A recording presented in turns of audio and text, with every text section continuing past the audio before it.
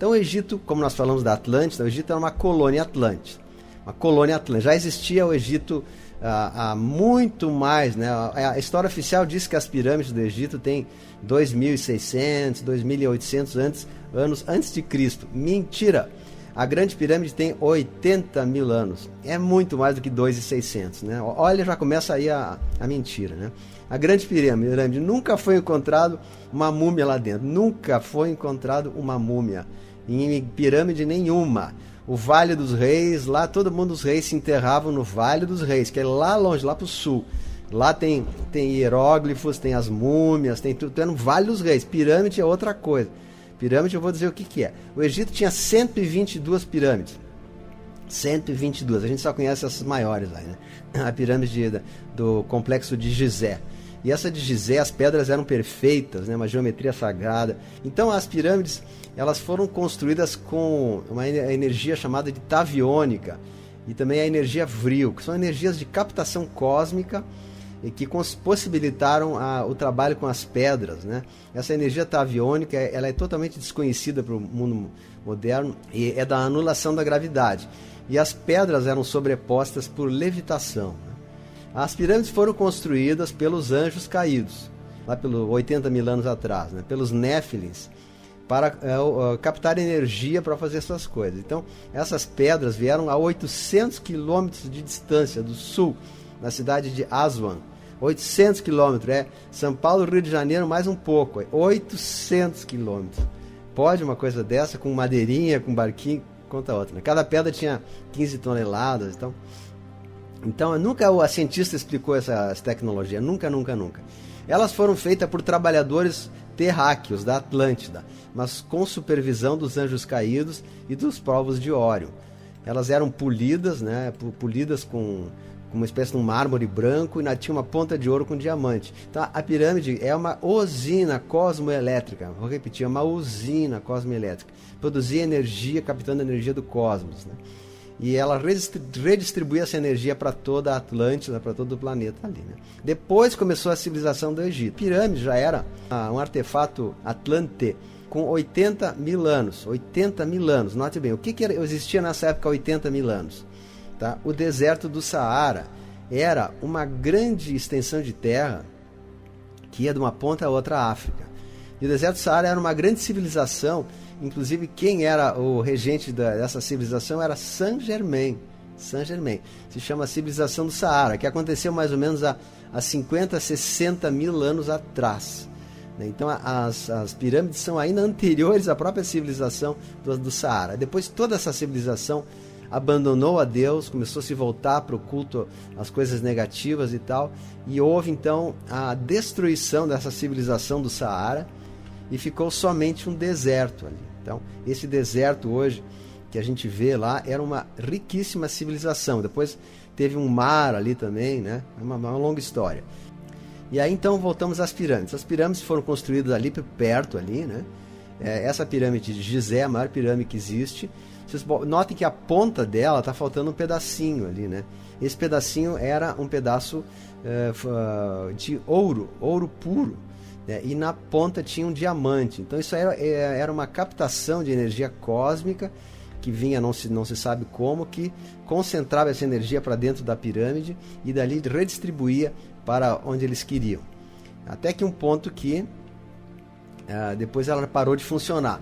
Ela continua funcionando até uma certa época, depois ela parou de funcionar. Aqui está a pirâmide de Gizé, as 3 pirâmides de Quéops, Quefren e Miquerinos. Ali é o Cairo, utilizada, como as faces eram polidas, né?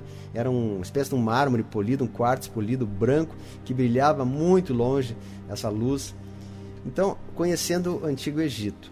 Então, a Grande Pirâmide é perfeita, ela não consegue passar uma folha de papel entre uma pedra e outra.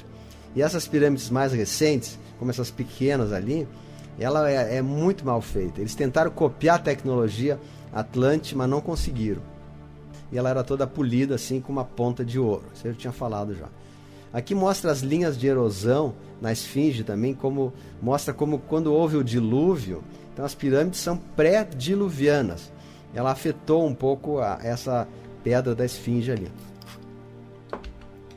Aqui está uma revelação sobre Órion e Sírius. Então, das janelas que existem na câmara do rei e da rainha, do rei ela consegue enxergar Órion, e da câmara da rainha consegue enxergar Sírius, né? Sírius. Então aqui está Órion, aqui está Sírius.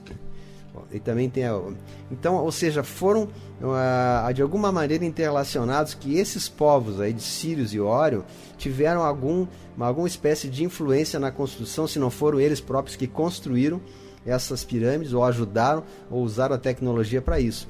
Então essa comunicação com Sírius e Órion é porque havia algum intercâmbio, alguma espécie de transposição, não sabe se dizer. Mas então aqui está as Três Marias, que foi Órion, né? É ampliada, claro, né? Aqui está uma outra foto das janelas que sai em certa época do ano, né? Consegue enxergar Órion e consegue enxergar Sírius através das duas janelas que existem na Grande Pirâmide. Aqui está uma prova que as pirâmides foram construídas ou auxiliadas por povos extraterrestres. Isso aí é olha só que coisa mais evidente isso aí, né? Ali está a foto de um extraterrestre em algum local do Egito, e também de uma nave, um disco voador, que com certeza contribuiu, né, para fazer, porque aqui a Terra era como se fosse uma colônia de outros locais, então há esse intercâmbio entre povos, né? Então, de algum modo, foi do interesse deles construir essa grande pirâmide. Por isso que eu falo que foram pelos anjos caídos. Anjos caídos foram todos povos extraterrestres, os Anunnaki, os reptilianos e outros mais. Anunnaki reptiliano, fazer uma pequena correção. Anunnaki foram os primeiros extraterrestres que vieram no planeta e fizeram manipulações genéticas, né? Os reptilianos são mais recentes, são coisas mais nossas. Então, os reptilianos hoje estão encarnados entre os políticos, entre os grandes líderes industriais, os grandes conglomerados, né? Dentro do Vaticano, dentro de todas as instituições grandes que comandam o mundo, estão encarnados almas reptilianas. E eles comandam e hoje têm o domínio da Terra. Então o reptiliano é uma coisa mais nossa. O reptiliano ainda é subordinado a um outro nível acima, que seriam os draconianos, né? Que é subordinado a um outro nível acima, que seriam os arcontes.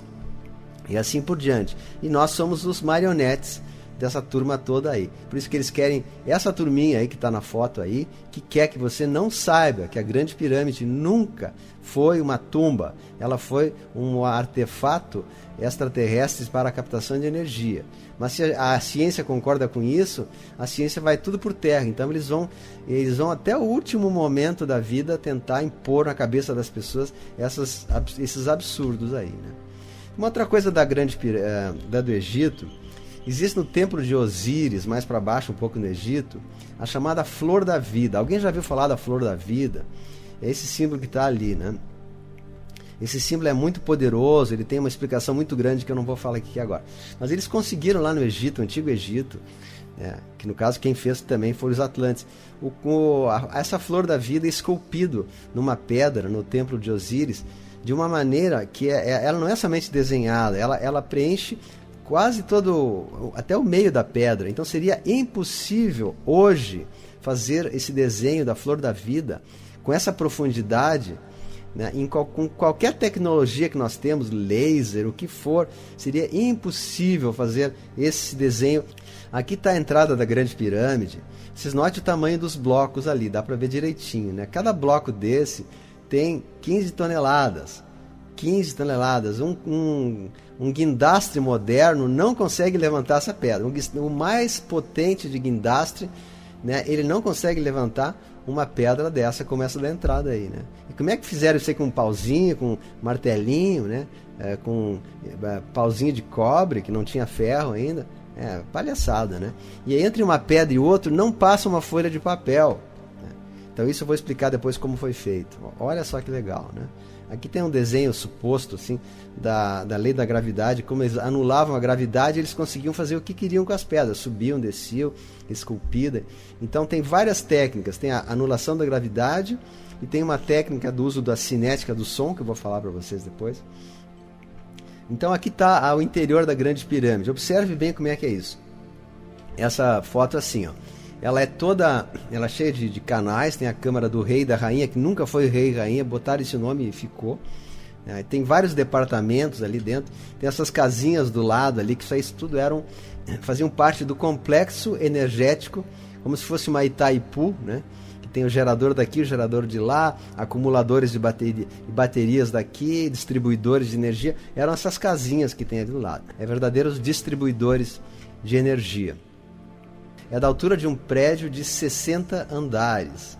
60 andares. Vocês veem quanta tecnologia para fazer uma coisa dessa. Aqui também tem uma foto de como era o complexo de Gizé naquela época, né? Então a Câmara do Rei tinha uma janela, que eles falam que é ventilação, mas era uma janela para receber a energia de Órion, mas é para a gente entender da grandeza disso.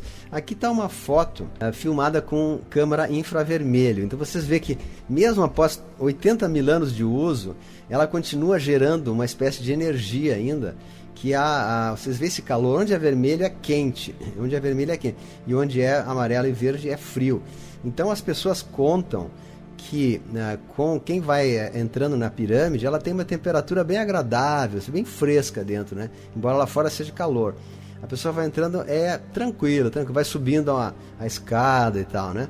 E ao chegar na Câmara do Rei, onde são pedras diferentes, aí é granito, pois mas ele é um condutor. E as pessoas começam a sentir, relatam, uma energia tão forte assim, de calor, de emoção, de tudo, que elas não aguentam ficar muito tempo dentro da sala da grande. Como funciona a energia cinética, é uma das maneiras que foi construído e foi movido as pedras da grande pirâmide. O rapaz vai pegar um arco de violino, tá? Aqueles cerdos, botar areia numa chapa de ferro e ele vai fazer um som. Vocês notem como a matéria vai se movimentar só com o som.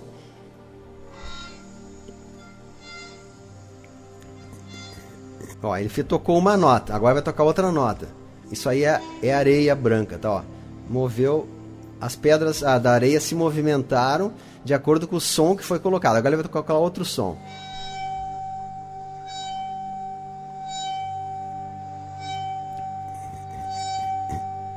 Viram que incrível? Colocou um violino, fez a matéria vibrar em determinada nota e a matéria se movimentou como uma mandala, como uma flor. Então, de algum modo, essa é a maneira com que eles conseguiam colocar um som, de alguma maneira, uma espécie de um som infrassom ou ultrassom, e a pedra ela ficava como moldada como uma argila e conseguia ser malhada por alguma técnica que nós desconhecemos. Então, essa é uma das técnicas, chamada de cinética. E a outra que eu falei é a energia taviônica e energia vril, que são captações cósmicas, que eu não tenho muito conhecimento sobre isso, ninguém tem. Que aí são obras recentes, recentes que eu digo tem 2.800 anos antes de Cristo, ou 3.000 anos, alguma coisa assim. São obras do Ramsés, os momentos de Ramsés, o templo de Luxor, são obras bem recentes, que as pirâmides eram muito anteriores, né? Aqui tem outros monumentos também que foram feitos, esculpidos, foram da dinastia dos faraós. Nas pirâmides não tem nada a ver com faraó, naquela época não existia faraó nas pirâmides. Tutankhamon é bem recente também, pode ver que os artefatos dele são bem mais novos, né?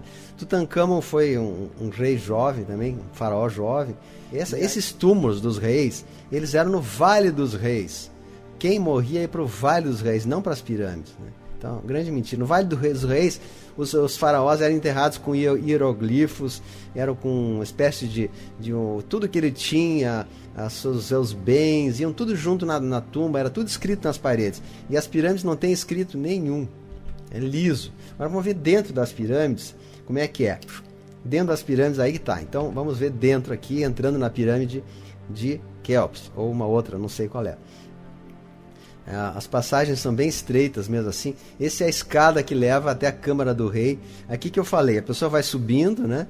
São 100 degraus. Ela tem que ir abaixada porque é muito pequeno ali. E dá para subindo até chegar na Câmara do Rei. Aqui até a temperatura aí é tranquila. É tranquila. Quando chega aqui, vocês podem ver que a pedra mudou. Agora é granito, né? Aqui é um bloco enorme de granito puro. Pesa dezenas de toneladas, não teria como fazer isso. Aí a energia já começa a mudar, a pessoa tem que se abaixar aqui para passar por essa entradinha para cair na Câmara do Rei. Aqui é a Câmara do Rei.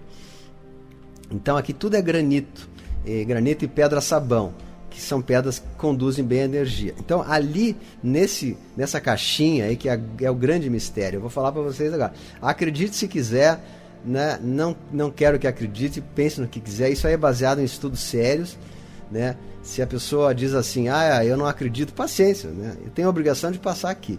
Ali dentro dessa caixinha, né, nunca teve túmulo nenhum. Isso aí é do tamanho exato, descrito na Bíblia, o tamanho exato da Arca da Aliança. Então a Arca da Aliança foi um captador, um acumulador de energia cósmica, como se fosse uma bateria, dentro dessa Câmara do Rei, ali dentro dessa caixa ali. E quem tirou a Arca da Aliança dali foi Moisés.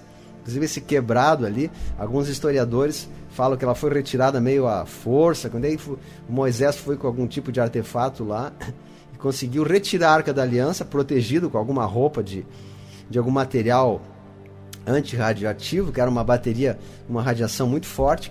A Bíblia fala que quem chegava perto da Arca da Aliança morria fulminado, instantâneo, né? Tanto por isso que eles pegavam essa arca e iam nos exércitos, nas guerras, sempre carregando a arca, porque onde os inimigos queriam atacá-los, eles de alguma maneira enviavam essa energia ou protegiam alguma coisa com a Arca da Aliança. E os levitas na frente, né? Porque os levitas tinham uma roupa especial, nenhuma pessoa podia chegar perto, que se chegava perto morria. Então, segundo alguns estudiosos, não é uma coisa confirmada, pode ser que esteja errada, mas tudo leva a crer que a Bíblia descreve exatamente o tamanho da Arca da Aliança, é o tamanho da Câmara do Rei. Então, foi tirada essa bateria dali por Moisés, quando ele fugiu do Egito, foi levada embora, e aí Deus Senhor mandou fazer a arca, que a Arca da Aliança foi construída, né, com os querubins de ouro e tal. Mas o que tinha no interior era essa bateria da grande pirâmide, que essa bateria dava muito poder. Quem tinha essa bateria na mão, os exércitos todos sucumbiam. Por isso que a Bíblia fala que os israelitas, eles ganhavam todas as batalhas, porque eles tinham esse artefato bélico, né, e poderoso, radioativo, nuclear, não sei, né, que os exércitos muito maiores do que Moisés e Josué conseguiam ganhar dos inimigos por causa da Arca da Aliança. Então tá aqui as fotos de dois lados aqui, tá? Aqui tá a Arca da Aliança também, uma pessoa sentada em cima para ver o tamanho. Olha o tamanho, não é pequena não, né? É bem grandinha. E ela toda é feita de granito, de pedra-sabão. Vamos ver agora. Então quando a pessoa entra nessa sala, ela sente uma coisa assim incrível, uma energia fantástica que é indescritível ali, tá? Então aqui tá uns desenhos que não são da pirâmide, são dos sarcófagos. Aqui está a Arca da Aliança como as pessoas imaginam que ela seria, como foi descrita na Bíblia, querubins, né, de ouro e tal, e tal, e tal, e tal. Aqui é uma outra imagem de como ela seria a Arca da Aliança, a casca, né? Estou falando da casca, porque dentro estava essa bateria que era da pirâmide de Quéops. Agora, como ela realmente é, agora vamos falar uma história de amor. Então Salomão depois teve acesso, passou por todos os hebreus conquistaram a terra prometida e tal. Aí veio o rei Davi, depois teve Salomão foi o último. Salomão foi um mago, né? Era uma pessoa muito ligada à magia, tudo que Salomão fazia era magia. E aí Salomão teve acesso à Arca da Aliança. Só que Salomão se deixou levar pela sedução da rainha de Sabá, que era da Etiópia. Então tá uma foto, tem até um filme que diz ali Salomão e a rainha de Sabá. No caso ali é a Gina Lollobrigida, italiana, né? E Yul Brynner, quem assistiu esse filme aí, né? Ramsés e Salomão e a rainha de Sabá. Então a rainha de Sabá chegou pro Salomão, assim, provavelmente chegou para ele assim: meu amor querido, eu quero um presente. E o Salomão todo derretido, provavelmente chegou: sim, meu amor, o que tu quer? Eu quero a Arca da Aliança, né? E aí ele chegou: tá bom, meu amor, pode levar, leva tudo, leva meu castelo, leva tudo que tu quer, meu amor. Então só pode ser isso aí, porque eu não acredito que uma pessoa em sã consciência daria a Arca de Aliança por uma pessoa de outro país, lá da Etiópia. E aí a rainha de Sabá é muito esperta, né? Deu o golpe do baú ali, literalmente o golpe, e levou a sua Arca da Aliança lá para a Etiópia. E aí ela construiu na Etiópia, que era bem longinho dali, né? Levou para a Etiópia a Arca da Aliança e construiu.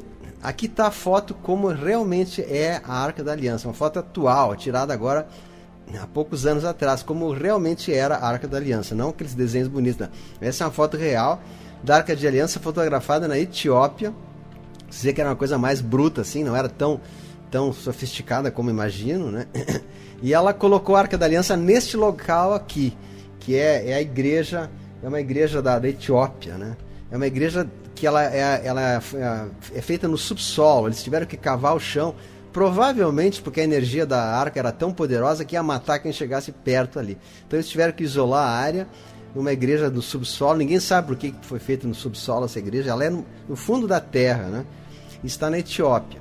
Então a rainha de Sabá levou, ou depois alguém construiu essa igreja para colocar a Arca da Aliança ali. Só que o pessoal depois roubou a Arca da Aliança ali. Pegou essa Arca da Aliança e fugiu. Então hoje ninguém sabe onde é que está a Arca da Aliança. Uns falam que ela está nos Estados Unidos, outros falam que ela está em outro local. Mas ela passou por esse templo aí. Inclusive tem relatos, tem pessoas que chegaram perto, que fotografaram a Arca da Aliança. E agora não se sabe. Mas ela foi para Etiópia. A boa notícia é que embaixo da esfinge, todo esse conhecimento atlântico está preservado, muito bem preservado. Só que quem cuida dessa entrada são os caídos, né?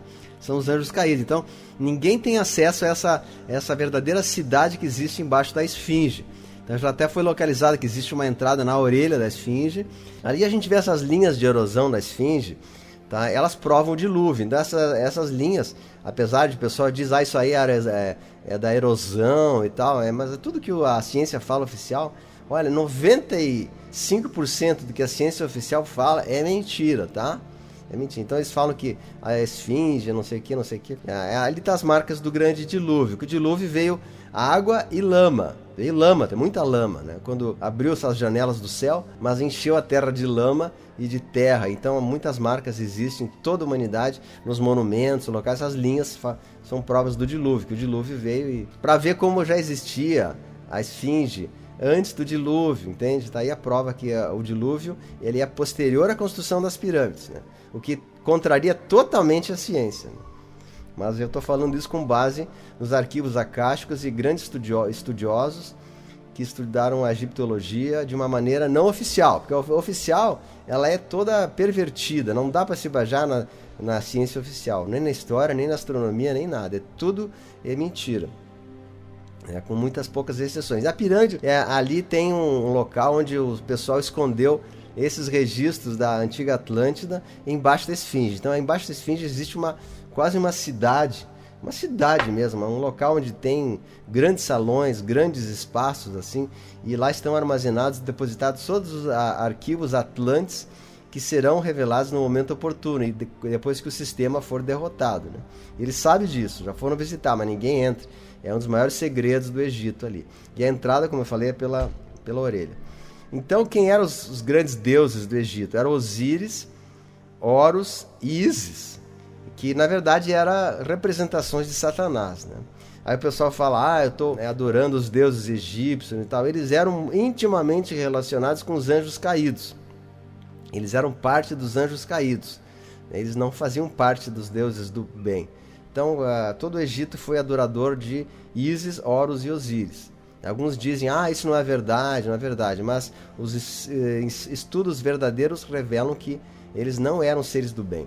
E aí eles revelavam, uma das coisas que os egípcios falavam e faziam era o culto a si mesmo e culto aos deuses do Antigo Testamento, né? Os deuses Baal, Será e os grandes seres. E o culto ao ego, é o culto aí está uma prova do culto ao ego. Depois Ramsés e outros seres que vieram, eles também tinham um culto ao ego muito grande, porque era Satanás influenciando. Quando eu falo Satanás, é os anjos caídos, é a mesma coisa, tá? Influenciando o seu ego. Então eles esculpiram coisas incríveis ali, né? Mas não foi na base do machadinho, da marteleta ali, isso aí foram com tecnologias atlantes, né? E depois ali tem um terremoto que destruiu a cabeça desses... É praticamente a história da Atlântida trazida para os nossos dias. Então vocês veem como havia um culto ao ego muito grande, né? Culto aos anjos caídos. Esses todos eram caídos, ou influenciados por eles, né? Não necessariamente a pessoa era o próprio maligno ali, mas era influenciado pelos malignos, né? Então aqui está uma outra foto também... que no caso aqui é Luxor. Luxor é o local onde o Serapis Bey tem o templo de Luxor no plano etéreo, né? todo o Egito caiu. Começou bom e depois caiu, né? Tudo é assim. Os maias também, começou bom e caiu. E a Atlântida também começou no início, eram evoluídos e caíram. Isso que eu falei não é para curiosidade, é para a gente despertar, porque o objetivo nosso agora é um só, é o despertar da consciência. Então, a gente já está muito atrasado, vamos recuperar o tempo perdido e vamos correr atrás. Nós passamos por tudo isso que eu falei, agora a gente está aqui no finzinho da nossa caminhada. Vamos caprichar, vamos se esforçar um pouquinho mais, vamos despertar ao máximo a luz que habita em nós, no coração. Então, quero desejar o meu amor, minha gratidão, meu carinho, a paciência de todos vocês por estar aqui, né? E que esse ensinamento possa tocar o coração de todos vocês. E que Deus, nosso Senhor, nosso Jesus amado, permaneça conosco, nos guie, nos guarde. A luz venceu. Por mais que não pareça, a luz venceu. Nós somos vencedores em Deus. Então, a todos, meu grande beijo, meu grande abraço a todos aí.